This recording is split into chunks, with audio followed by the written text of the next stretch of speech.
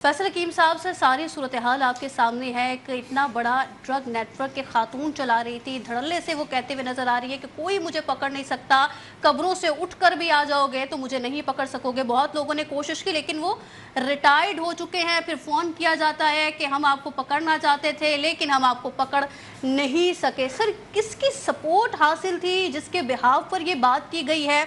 अब ये केस जो है वो कोर्ट में चला गया, पेशी भी उनकी हो गई है, साथ में सर दफात भी लग गई है। क्या समझते हैं अब ये केस आगे चलेगा या कुछ या चंद गिरफ्तारियां होंगी, फिर आगे हमें खामोशी नजर आएगी? फैसल हकीम साहब देखें, अगर माजी को देखें तो यूं ही लगता है कि चंद गिरफ्तारियां होंगी, कोई 4-6 महीने ये केस जो है वो दुनिया के सामने, पाकिस्तानियों की नज़रों के सामने रहेगा, फिर आहिस्ता आहिस्ता ये ओझल हो जाएगा। जो सूरत हाल है इस वक्त तक की, आप ये देखें कि इतना बड़ा नेटवर्क चल रहा था, ना सिर्फ कराची में, लाहौर में, रावलपिंडी में, और जो चीज़ें सामने आ रही हैं उसमें इनकी एक ग्रुप मेंबर हैं जिसने किसी अफ्रीकन से शादी की हुई थी, वो भी स्मगलिंग में मुलव्वस था।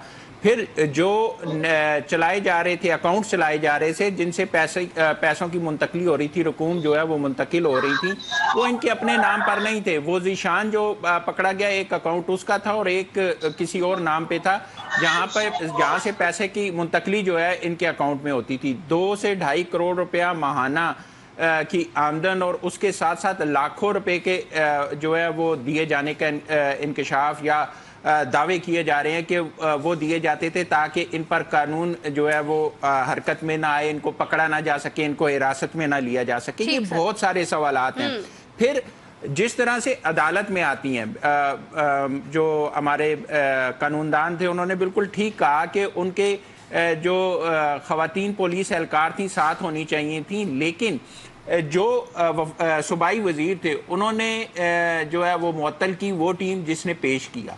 लेकिन क्या वो टीम जो है उसने अज खुद ये किया? सबसे बड़ा सवाल ये है कि ये जो प्रोटोकॉल दिया गया, जिस टीम ने गिरफ्तार किया, क्या उसने ये खुद दिया या किसी के कहने पे दिया? क्योंकि ये टीम खुद इतना बड़ा कदम नहीं उठा सकती कि एक मुल्ज़िम को इस प्रोटोकॉल के साथ लिया जाए। यकीनी तौर पर उसमें कोई ना कोई एक बड़ा नाम जो है वो इन्वॉल्व होगा, उसकी इन्वेस्टिगेशन करनी चाहिए, उस नाम को सामने लाना चाहिए। फिर उसके साथ अगर आप देखें तो जिस तरह से वहाँ पे पेशी हुई, उस पेशी के दौरान क्या पुलिस के पास शवाहिद नहीं थे? क्या पुलिस को इल्म नहीं था कि इन पे पहले भी FIR मौजूद हैं, इनके पास खिलाफ पहले भी केसेस हैं, ये किस तरह का कारोबार कर रही हैं, इन पे कत्ल का मुकदमा पहले भी है, जो सारी सूरत हाल थी।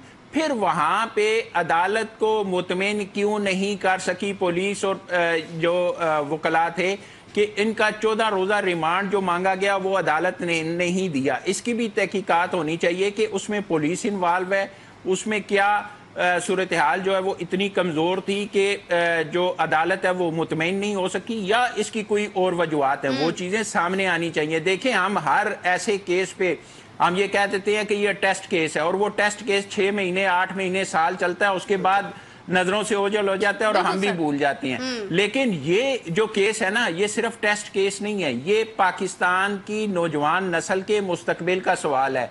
जितनी बड़ी तादाद में यूजर्स हैं, जितनी बड़ी तादाद में जो सप्लायर्स हैं और राइडर्स हैं, जो कराची में 7 राइडर्स की बात की जाती है और उसमें से 4 पकड़े गए जिन्होंने छोड़ दिया और 3 जो है वो अभी तक काम कर रहे हैं। वो 3 राइडर्स कौन से हैं जिनके हवाले से कहा जा रहा है? और ये जो नेटवर्क है वो सिर्फ पाकिस्तान नहीं, अब तो पाकिस्तान से बाहर की भी बातें होने लगी हैं।